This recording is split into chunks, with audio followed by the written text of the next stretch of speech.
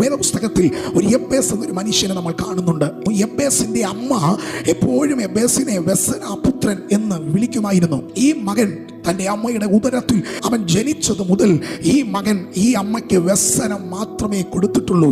എന്നും അമ്മയ്ക്ക് യബ്ബേസ് ഒരു വ്യസനപുത്രൻ ആയിരുന്നു. തൻ്റെ സഹോദരങ്ങൾ, തൻ്റെ കുടുംബം, തൻ്റെ സ്നേഹിതർ എല്ലാവരും യബ്ബേസിനെ വിളിച്ചിരുന്നത് വ്യസനപുത്രൻ എന്ന് പറഞ്ഞാൽ സ്തോത്രം. യബ്ബേസ് യബ്ബേസ് യബ്ബേസ് എന്ന് ഓരോ വട്ടം ഓരോരുത്തർ വിളിക്കുമ്പോഴും ഈ പേരനുവർത്തമാക്കിക്കൊണ്ട് താനൊരു വ്യസനപുത്രനായി മാറിക്കൊണ്ടിരിക്കുകയാണ്. ഇന്ന് യബ്ബേസിന്റെ സ്ഥാനത്ത് എന്നെ കേൾക്കുന്ന വ്യക്തിയെ നീ ആയിരിക്കാം. നിന്റെ കുടുംബത്തിന് നീ എന്നൊരു വ്യസനപാത്രമാണ്. നിന്റെ ഭർത്താവിന്, നിന്റെ ഭാര്യയ്ക്ക്, നിന്റെ മക്കൾക്ക് നീ പലപ്പോഴും നിന്റെ കുടുംബത്തിന്, നിന്റെ ദേശത്തിന്, നിന്റെ സമൂഹത്തിന് നീ ഒരു വ്യസനപുത്രനായി ഇന്ന് നീ ആയിരിക്കുന്നു എങ്കിൽ ഇന്ന് പകൽ കർത്താവ് വിളിച്ചു പറയുന്നു, വ്യസനപുത്രനായിരിക്കുന്ന ഒരു യബ്ബേസിനെ പോലെ ഇന്ന് നീ ആയിരിക്കുന്നെങ്കിൽ വേദപുസ്തകം ഇങ്ങനെ പറയുന്നു, ഒരു നാൾ യബ്ബേസ് യഹോവയായ ദൈവത്തോട് പ്രാർത്ഥിക്കുവാൻ ഇടയായി.